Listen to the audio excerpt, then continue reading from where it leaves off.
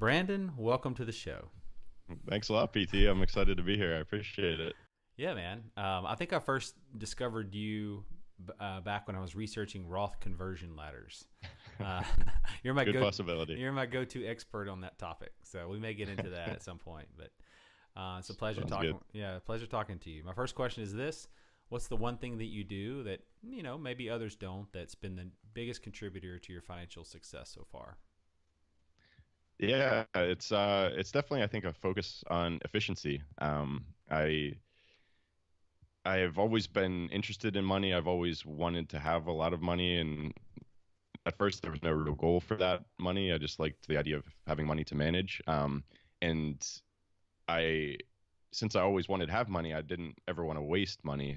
And I think like being a software developer and having that sort of mindset as well. I think if you've noticed, if you've talked to a lot of people in the financial independence community, like a lot of people are developers or engineers, and I think the reason for this that is that we're built to be efficient with our money and to not waste as much as possible. And I think that's the main thing. And secondarily, I think the focus on like making sure all of my money is not only not wasted, but also is like contributing to my overall happiness. I Hmm. think a lot of people, especially in America, are just spending money, um, maybe because other people are spending money on these things and they think they're important, but really they're not. So that's another form of waste. You're spending money on things you think you want, but don't actually make you happier, is also a problem. So those two things combined just means that my spending is very efficient, and then that allows me to save a lot because I feel like I can buy anything I want and everything I want,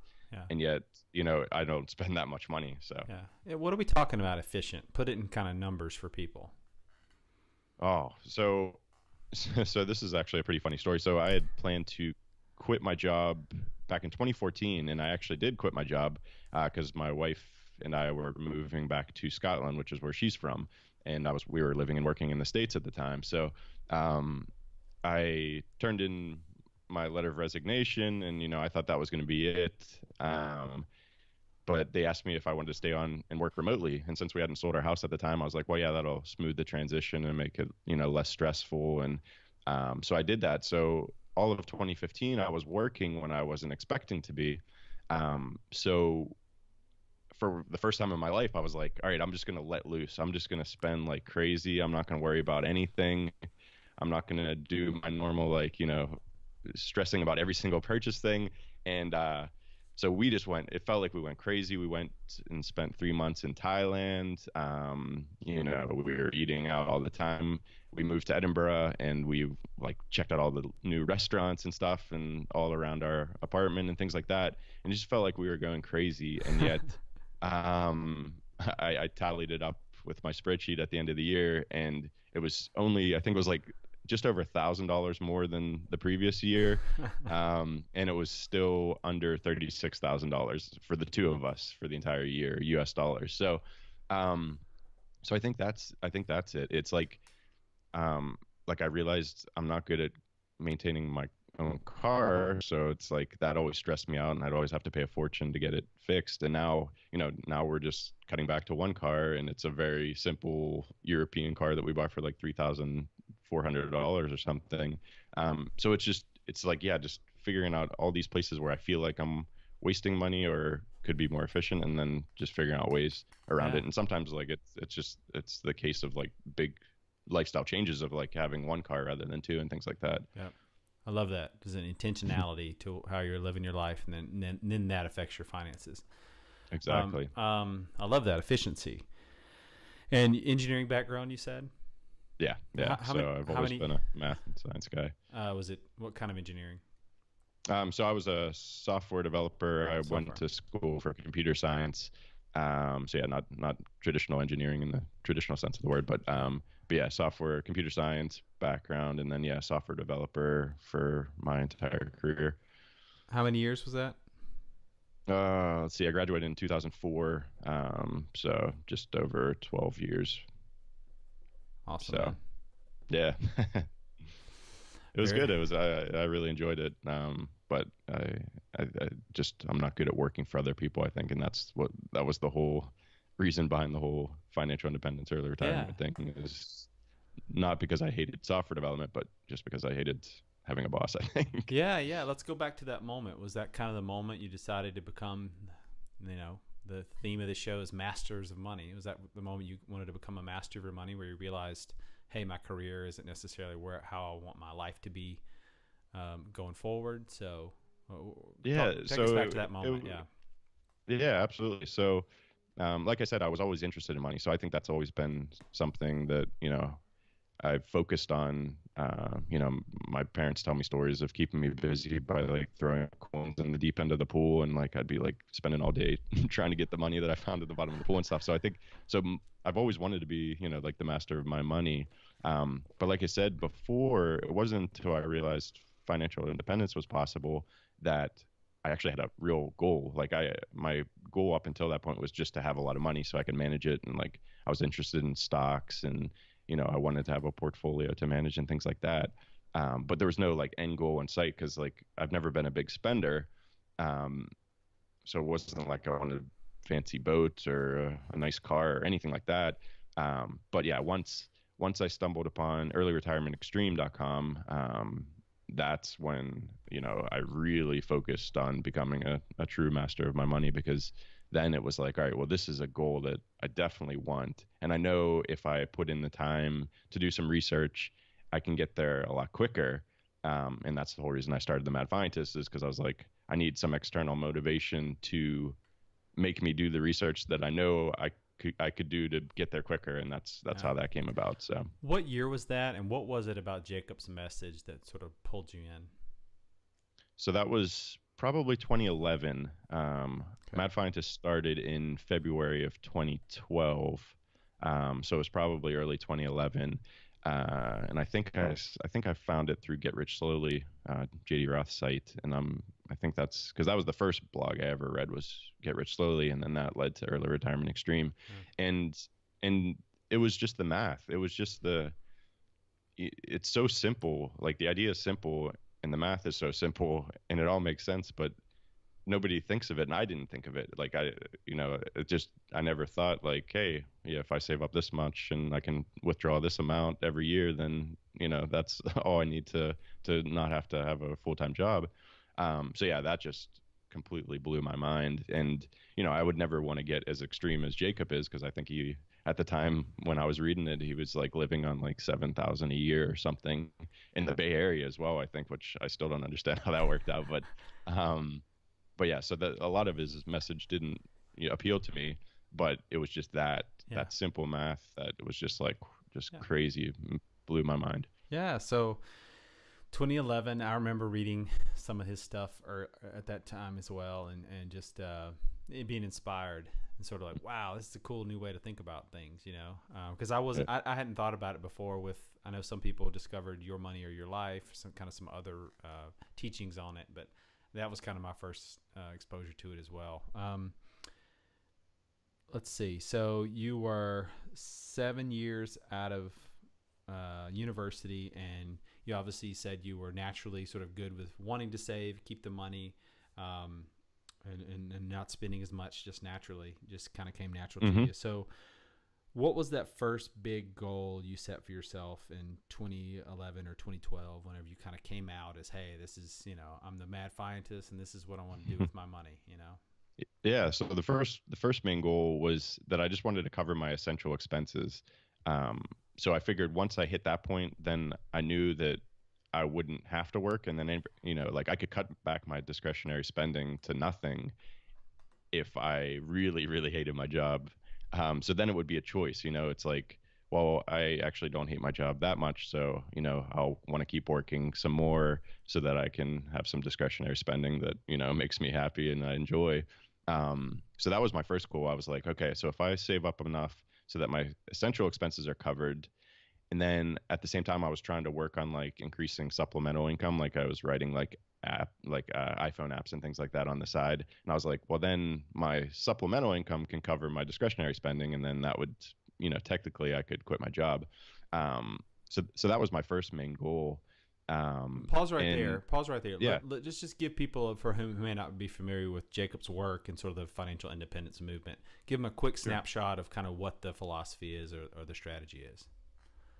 sure. It's save a high percentage of your income so that you could potentially walk away from work early. And the basic math behind it is that there's been lots of academic studies saying that 4% you can take out from your portfolio every year, around about 4%, and adjust that for inflation.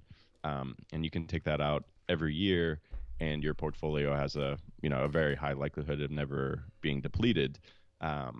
So there's something called the Trinity Study, which is the basis for that research. And then there's been some additional research that's come on top of that. And it seems like based on all historical market conditions, it's been, pretty robust. So that's the general idea. So if you live on 40,000 a year, then if you save up $1 million, then hopefully your portfolio could, sustain you for the rest of your life. Right. So that's the basic idea behind it. And so you said right at the outset, I want to meet my basic spending needs. Right. In quote unquote early retirement. So give people an idea what that number was. Do you share that publicly? Yeah, I don't share numbers usually, but the basic spending I think was somewhere in the low 20s for the two of us. Gotcha. Low 20Ks. And that was just all the essential expenses. So my wife and I. And so that'd be using the 4% rule. That'd be about a $500,000 or $600,000 right portfolio for you to start pulling from. Exactly. Gotcha. Okay, I interrupted you. Sorry, you were saying your wife. Oh no. Oh yeah. So no. So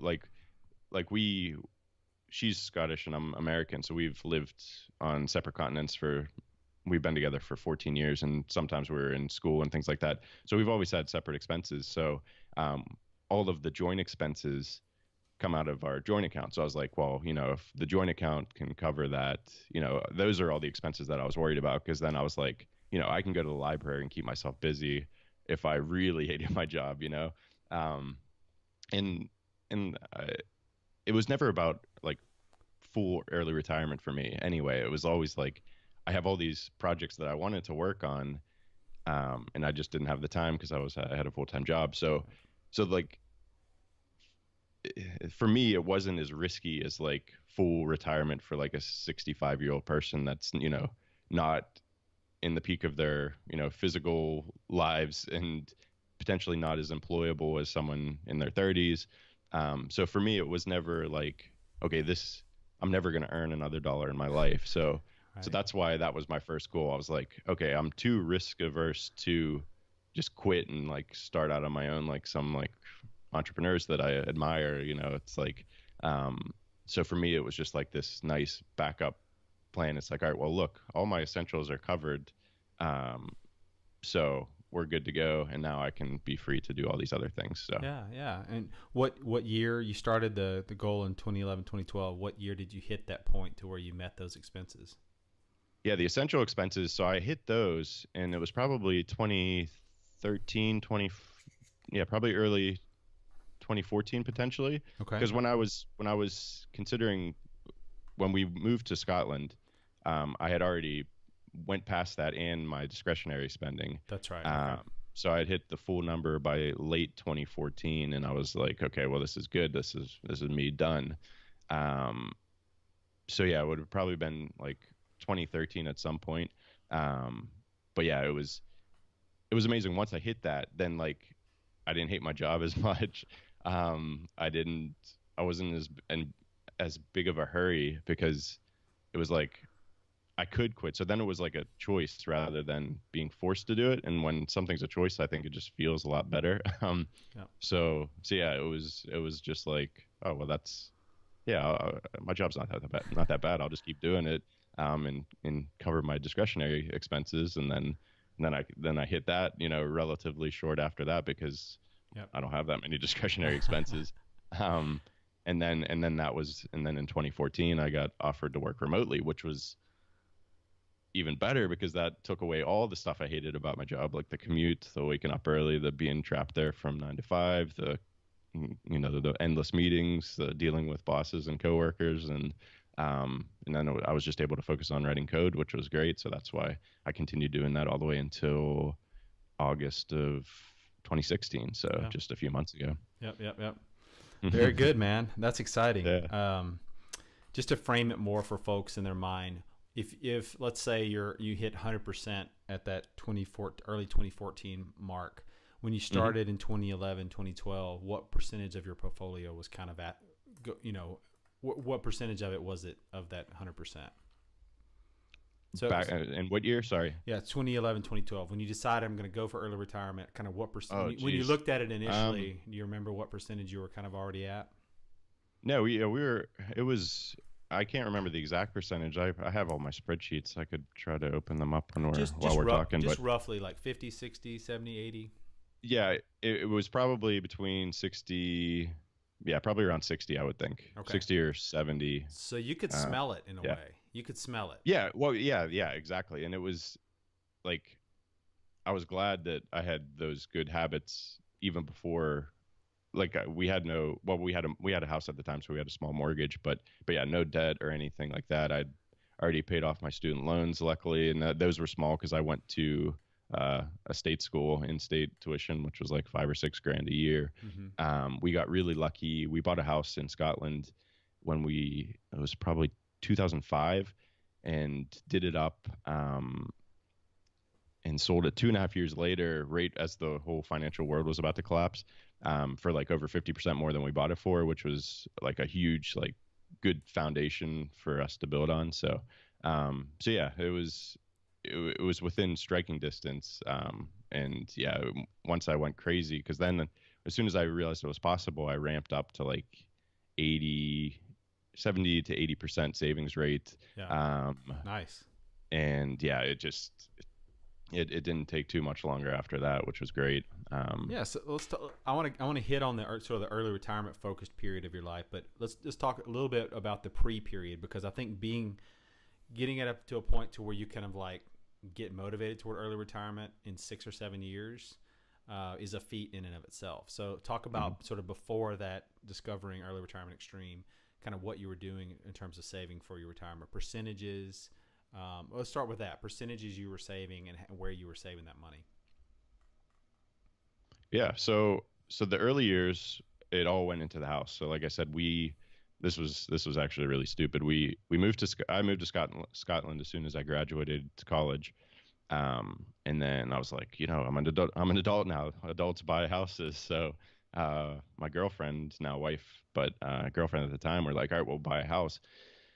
So that was the good old days of like 90% mortgages and things like that. Gotcha. Okay. So we were able to get a 90% mortgage. We didn't even have the other 10%, so we borrowed it from my now in-laws, and we used some of that money to buy a little car as well. So like we had nothing, but we all of a sudden had a car and a house, which could have been a disaster, but luckily it wasn't. So for the next 2.5 years, we just put all the extra money into the house. We did up all the rooms and things like that. Gotcha.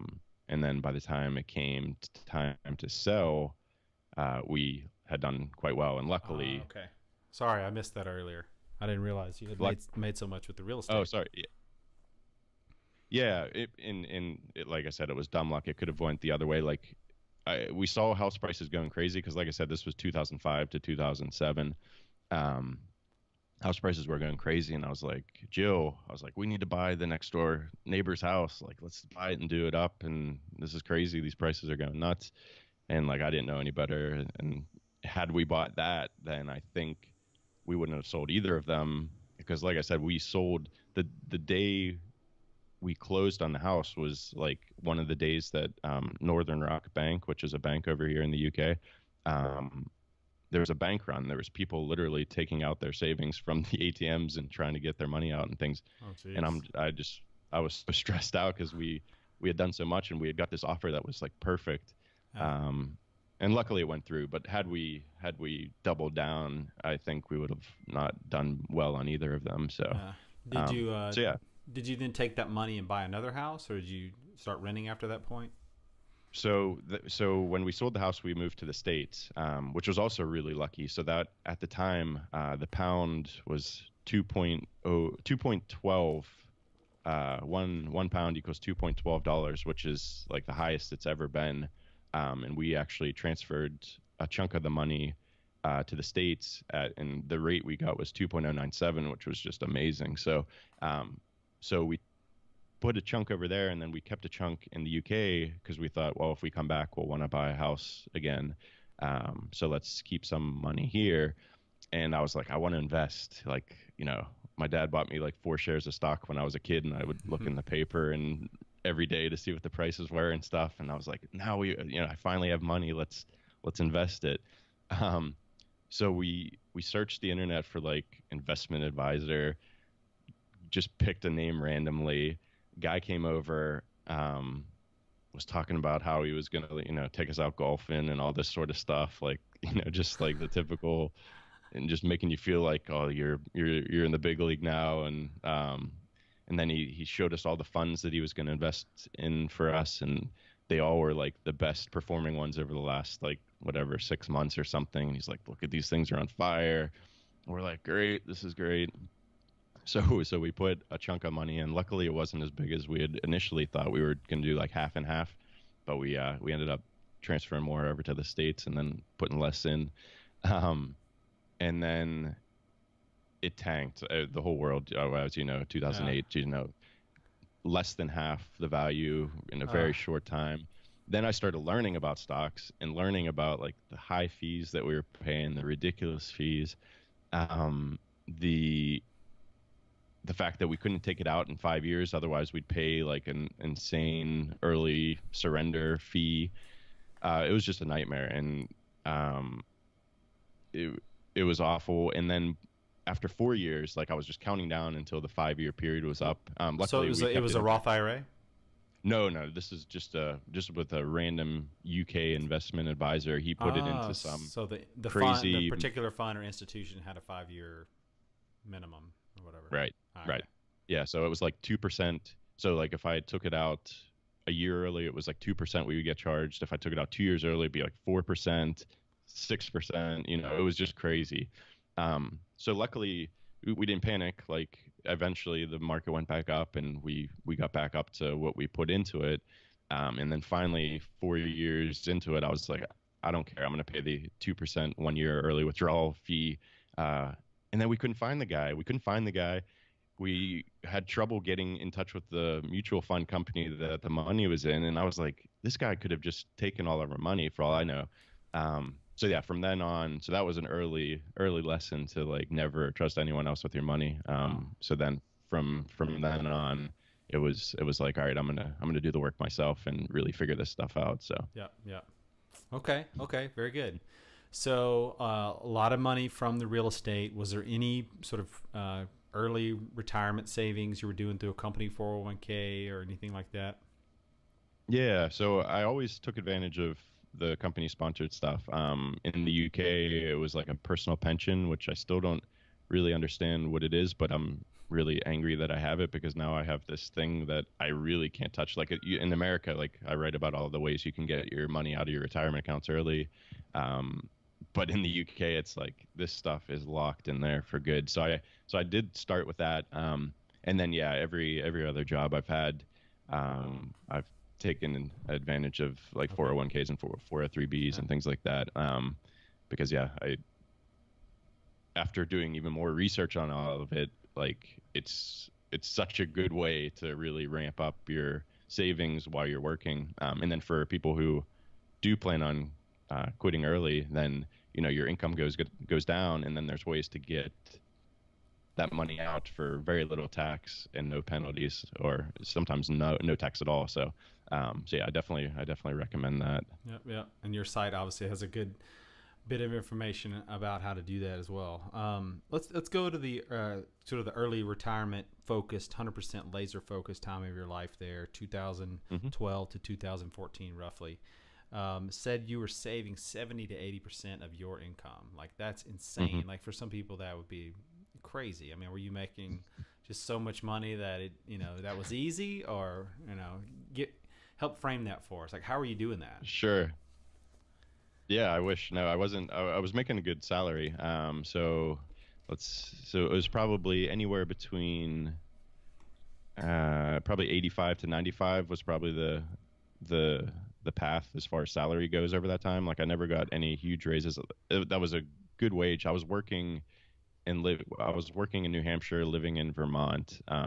So low cost of living. Like our mortgage, we had I think it was like a 1,400 square foot, 2 bed, 2 bath house with like 5 acres. It was beautiful. It was a really nice house, but our mortgage was only like 580 or something a month. And like I took the free bus to work because I worked for a university and they offered free bus for their employees and things like that. So yeah, and my wife also works, and so our expenses were in the low through 30,000 something, maybe around there. Mm-hmm. And yet I was making 90K say. So it was quite easy for us just because we've never had huge expenses. So it wasn't a big change. Like we did make some changes. Like I had a leased Toyota RAV4 because we had just that's a long story and it's stupid, but we ended up leasing a Toyota RAV4 because we're moving to Vermont. We need a good snow-worthy car, and we literally moved from China back to the States, and then had like a few days before my wife started work in Vermont. So it's like, well, we can't source a used car quickly, and we'll just lease this for a few years and then we'll do something else. So we had that, and once I realized, I wanted to get financial independence as quickly as possible, then it was like, well, we're getting rid of that and we'll buy a used car and things like that. But besides that, like there weren't any major changes that we made.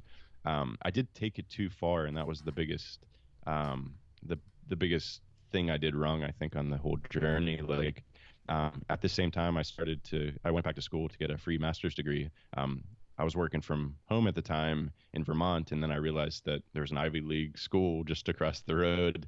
And I always had planned on going back to school. I always wanted to get a grad degree just to see if I could meet the challenge of doing it. So when I started looking into it, and I was like, can employees get, a free or reduced degree? And they were. So then I applied for a job at the university and got it, and then did a master's. So it was around this time that the Mad Fientist was taken off. I was doing a master's. We were living in the woods in Vermont, and I was trying to save all the money I could. So we really isolated ourselves, which wasn't good because my wife's from Scotland, so her family and friends are across the ocean. I didn't want to go out and do anything and meet new people or anything. I was like, I have so much work to do, and staying home and doing all this work saves more money than going out and just blowing money. So yeah, there was a couple year period there where it wasn't good for either of us, and I definitely took it too far in the savings direction. Yeah. Hermit-like. But yeah. So, yeah, exactly. Which wasn't good for either of us. So that was another reason we decided we're like, all right, let's move to Scotland. We're ready. Let's just do it. Be around family. Started valuing family. We value family more and relationships more. Yeah. Exactly. And that's something because when it goes into deprivation, then what's the point? Like trading today's happiness for tomorrow's happiness makes no sense. You need to try to work on happiness the whole time, and just if it takes you a few more years to hit FI, then I think that's worth it at the end. So real quick sidebar, what'd you get the degree in, and where was it from? So it's from Dartmouth, and there was only a few programs that you could do part-time. So I got a Master of Arts in Liberal Studies, which I still don't really understand what that is, but liberal studies to me implied that I could take a lot of really weird classes if I wanted to, and that's what I did. So I took quite a few classes. Like at the business school, I did real estate investing, which Tuck Business School was like the original MBA program, and it's one of the best business schools in the country. So that was really cool. I did like theory of finance in the econ department. I did internet marketing at the business school. Nice. And yeah, so it was good. It was like, I'll never use that. Like I already had my like financial independence goal before that. So I was like, I'm not going to use this for my resume or, so I might as well just have fun with it. And it was a lot of work, but I'm glad I did it now that I've done it. But at the time I was like, yeah, I was really tired, and I was like, man, this is a lot of work. Because when I started that job, I was like, why is not everybody getting a free degree? This is crazy. This is like free Ivy League degree. And then once I started the program, I was like, oh, this is why nobody's doing it, because it's like actually a lot of work. So Yeah, but that's an interesting take. So there's a lot of people out there who would like to do something like that, and maybe not thought about going to work for the university where they want the degree from. So yeah, it was a great way to do it. yeah, at least shooting for some type of discount or something. Hmm. Very good, man. When did you buy the $3,400 car? Was that when you got back to Scotland? Oh yeah, yeah. So yeah, that was so over here it's called a Honda Jazz, which I think is like the equivalent of a Honda Fit. Okay. And yeah, we moved back over to Scotland, and I hate cars. My wife doesn't really care about cars. And it's the best car I've ever owned. I love it so much. It's like there's so much space. It's so simple. There's like nothing to it. And yeah, it's been a great little car. So hopefully that's the last car we ever have to buy. I'm hoping for the whole Uber autonomous revolution, and Yeah. hopefully I can just call an Uber from now on, because I don't like driving either. So Yeah, I'm moving toward that myself, I think. I've got a 2002 Honda. are you? Yeah, 2002 Honda I'm holding on to. I mean, I live in the suburbs of DFW, so it's a little harder for me, I think. But there's certainly Uber here. I could do it, and we have two vehicles, so that may be in my future more so than Nice. going. I'm excited to see Dallas Yeah. Oh yeah, you'll be there next fall. year at FinCon. Yeah, no, I'm So- definitely gonna make the trip out. So looking Sweet. forward to seeing your Yeah, man. hometown. Awesome, man. I'm excited to show it off. Let's see. What did that feel like to get to your portfolio to a level to where you're saying, okay, the 4% rule, I can kick it in now, and I could live off this the rest of my life if I wanted to. What did that feel like? It was totally anticlimactic, and it actually increased my what now looks to be depression at that time. Like I said, we were so hardcore about it, and we had totally isolated ourselves. And I was like, oh, I could tell I was getting unhappy, but I don't think I was really aware of how bad it was getting. And it wasn't until my wife had pointed it out to me, and that's when I was like, yeah, oh geez, this has been not the right way to go about it. But yeah, it was because I think up until that point I was just like, I'll be happy once I hit my number, or I'll be happy once I quit my job or something. And then yeah, it was just another number on the screen. It was no different than it was like 3 months ago when it was slightly lower number. It was the happiness that I thought would just arrive didn't, because I hadn't been taking care of all the things that I should have been taking care of to have a happy life. It was just totally secluded and focused on things or focused on work rather than people. So yeah, when I crossed that line, it was like, oh, I thought I'd be happy now, but nothing's different. So it was only once we made the move, eventually sold our house in Vermont, made the move to Scotland, and started focusing on relaxing a little with the spending, and just focusing on doing things that increase our happiness. Yep.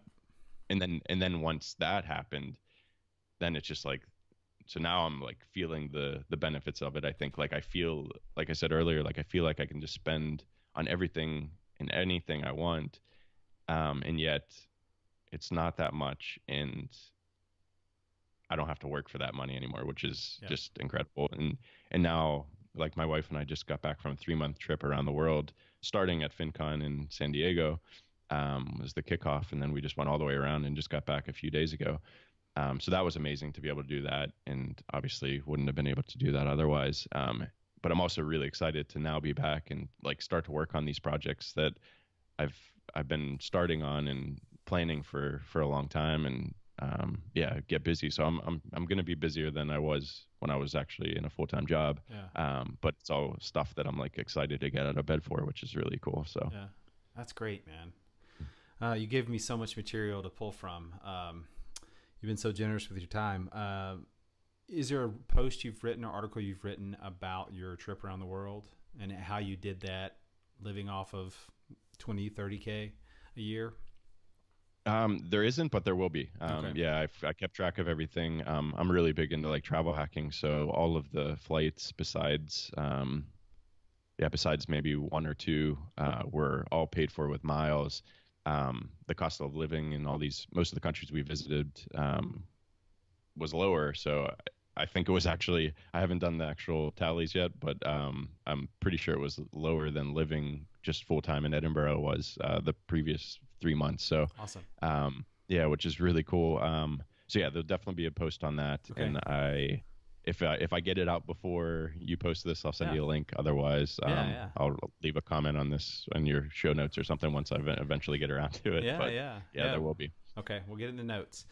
People were probably kicking me to ask you, what the heck did you invest the money in during those couple of years where you're saving so aggressively? So, what are the tools you're using, investment tools you're using, the funds you're putting your money into to kind of make this happen? Sure. So I'm fully invested in stocks. It goes back to that thing what I said before. Like I don't envisage ever not making another dollar again. So I'm happy taking on more risks and not having bonds in my portfolio, especially with the current interest rate environment and things like that. So I'm full stocks, all index funds. Um, right now I have a bit too much cash, so I'm a bit cash heavy and I need to deploy that, but I still struggle with trying to time the market, even though I know better and the math says I shouldn't. That's the one thing I can't shake. So I have automated investing set up so that I'm slowly dwindling it down, but I know it's better to just lump sum invest it, but I can't pull the trigger. So I'm a bit heavy in cash right now.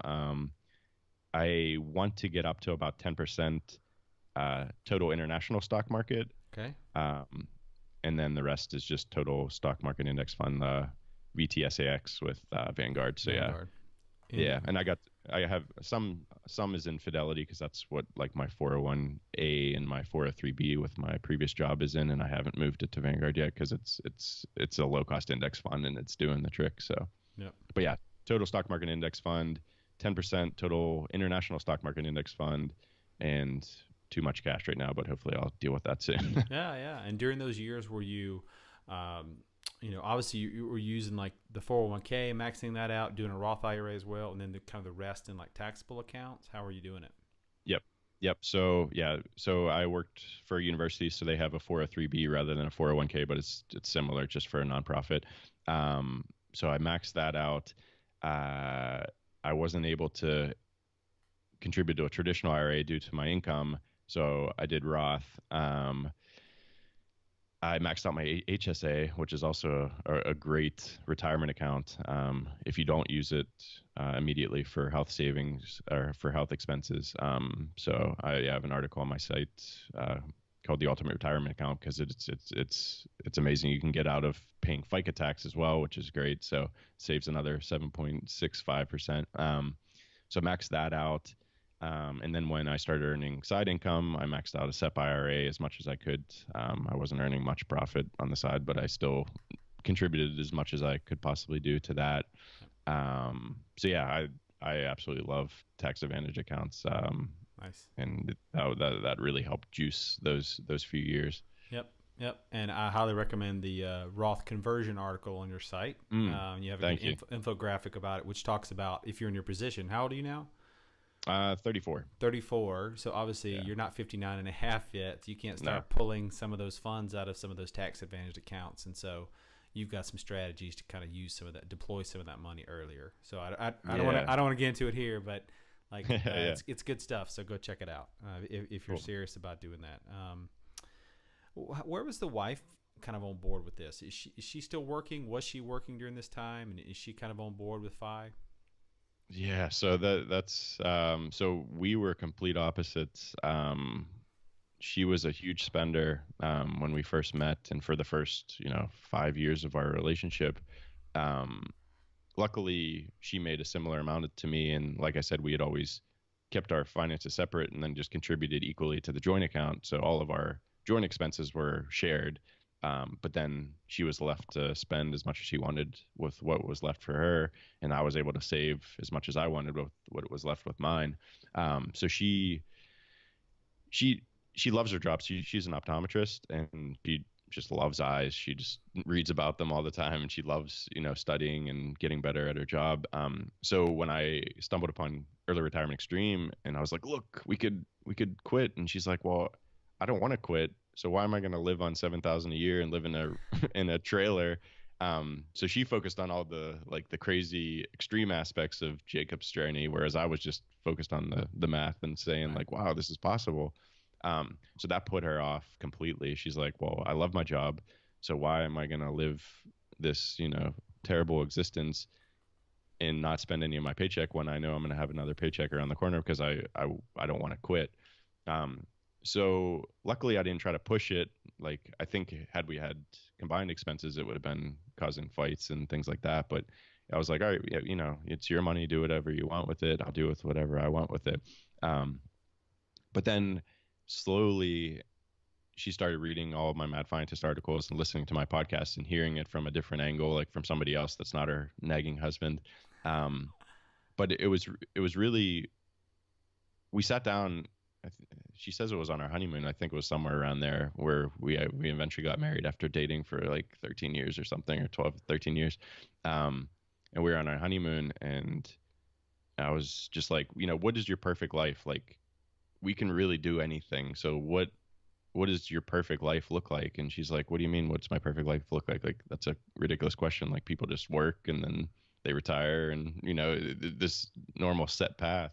Um, but we really talked about it for like weeks. Like, it wasn't easy to figure out. And we realized it was like seeing friends and family more, having more time to travel. Since our family and friends are on different continents, like spending time in the States and then spending time in Scotland and all of these things. And then once she realized that, like, hey, that she could still keep working and do what she loves, but having all of that money will provide more freedom to do things like we just did. Like she is going back to work in January, but she just took 3 months unpaid leave to travel around the world with me. And had she not had all that money sit in the bank, like, she wouldn't have been able to ask for that. Like, she just went into her boss and's like, hey, I'm going on this 3-month trip. I'd love to come back at the end of it. If you can make it work out, that's great. Otherwise, I'm gonna have to turn in my resignation. Um, Whereas if she was just living paycheck to paycheck, she would have had to ask, and they would have said no, because they would have definitely said no, because it was a huge hassle for them. Right. So yeah, so once it was framed in that way, and then her hearing like all these people saying how great their lives are when I interview them on the podcast and things like that, um, and hearing it from different angles, then it was like an overnight thing, and she just like switched and completely changed. Like, she spends less than I do now, which is crazy. Um, and so yeah, there's a post on my site called an unexpected guest post, and it was just something she wrote one day when we were living in Vermont. I guess she just had this epiphany, and she just wrote me this letter. And then after like a few months of me like begging her to put it on the website, she finally let me to put it on Mad Fientist, because I was like, so many couples must be struggling with this, and like it was such a raw view of her emotions and what led to like that transformation. And had I tried to make that transformation happen, she would have like rejected it, I'm sure, like if I was nagging her or something. But since she came around to it naturally, and it was framed in a way that was important to her rather than just the numbers like that I like. So yeah, it was so yeah, she's fully on board now. And I actually just interviewed her for my show just to see like what she actually thinks about it. So that was fun to actually like make sure she's loving this new lifestyle and not just like tagging along with my crazy ideas. So. I want to quickly pivot to the future, but one quick question I want to ask, kind of to cut it down the middle, is there anything you're still bad at in terms of your personal finances? Some area where you haven't mastered. Yes, yeah. Like I said, the whole market timing thing, like the so much research has been done that lump sum investing beats out dollar cost averaging. And if you have a lump sum, like, you should put it in right away. I still like I'll do stupid things, like if I'm gonna put it like invest, I'll be like, oh well, if it gets down to like whatever, like 107.15, because 15 is like my hockey number, like I'll do it. And then sometimes it goes up, and then it doesn't hit that 1.5, that thing, and then it just keeps going up, and it just stupid market timing things like that. Yeah. Which is why I've set up automated investing with my taxable account. Like, it was always automated with my tax advantage accounts. But yeah, set it up for my taxable account. But I just paused it a few weeks ago. I just paused my automated investing because I'm like, oh no, I don't want to invest right now, which is Right. so stupid because I don't know where the market's going. And so yeah, that's something I'm still struggling with. And I had solved it with the automated investing, but now I just screwed myself over a few Yeah. weeks ago. So Yeah. Yeah. I mean, it's hard not to think that we're at the ceiling, right? We're at the highest levels ever in terms of yeah. the U.S. stock market. But um, yeah, But in 2012, I could have said like, "Whoa, the markets have gone crazy. Surely they're going yeah, to pull back now." And then 2013 was like, "Oh, well, they're definitely pulling back now." And then 2014, and it's like, so yeah, you never know. But so that's something that's a huge thing that I struggle with, and it's really hurting me. And that's why I have so much cash right now because I'm not deploying it properly, which yeah. is stupid. So, but can't win them Well, all, I guess. good luck. Good luck with that. Um, quickly, let's talk about the future. You know, what's a Yeah. big goal that you guys have set for yourself going forward? How are you going to achieve that? Yeah. So as a couple, I think we're gonna try to figure out Perfect Life version 2 because we've tested a lot of things in that initial Perfect Life, and we realized that that's not actually what we want to do. We thought we wanted to travel for 3 months a year, but 3 months is too much for us. We wanted to spend 3 months in the States visiting friends and family, but that's too much to like impose ourselves on other people. So all these things that we've actually started trying out that don't work. So I think we'll try to figure out a Perfect Life version 2.0. Um, but I don't think we'll ever figure it out. I think it's always a moving target, and we'll just try to just do what we think makes us happy at the time, and just adjust. Personal goals, like I have so many things that I want to accomplish. There's a lot of software I want to write for the Mad Fientist. I have the Phi Laboratory, which is just like a way to track your progress to financial independence. But there's so many things that I want to add to that and still use my software development skills. And there's some travel hacking software that I want to write as well. So next year is going to be focused a lot on that. And yeah, just to continuing on with the Mad Fientist, it's been an amazing ride. Just as you know, you've met all these incredible people at FinCon and other places. Like just the people that you meet around the world with these common interests is just fantastic. So yeah, trying to meet more people in person because that's emails suck. So having a beer with somebody and just like learning someone's story is just fantastic. So yeah, trying to do more of that as well. Sweet, man. Well, I look forward to meeting you again in the fall. But Absolutely. before we go, one more question, and that's looking back over this journey of yours, deciding to master your money. Maybe even back to when you and the girlfriend at the time, hooked up and buying the first house, kind of the ups and downs of that, all those decisions, moving back and forth between continents. Like when you look back on it all now, how do you feel about it? Your journey so far? Yeah, I think it's been great. It's ever except for that little 2 year spot when we were, getting pretty isolated in Vermont. I think everything else has been fantastic. Like I think moving continents has been great for keeping stuff at bay. Like there's nothing that'll keep you from buying stuff than trying to sell everything you own before moving to another continent. Like you never want to buy anything again. Like I've done it twice. Now we're renting furnished places because I just can't even think of buying like another sofa that I'm gonna then sell again in 3 years or something. So yeah, even all that stuff, moving back and forth, it's been great. So yeah, besides that 2 years in Vermont, that was pretty low. I think it's been fantastic. So Well, that's great, man. Well, this has been fantastic having you on. Appreciate you lending your time. Where can folks find out more about you and what all you have going on?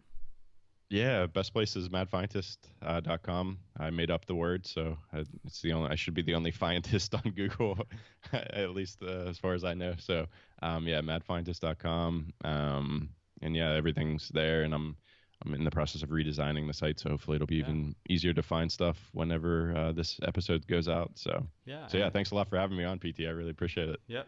And an excellent podcast you have with one of the best intros out there. So everyone needs to go check out and listen to that intro. So, Thanks. My brother would be happy, and my little brother did that for me. oh, So sweet. Yeah, yeah, it's good stuff. Good stuff. All right, thanks, man. man. Well, thanks for being on the show. All right, buddy. Take care.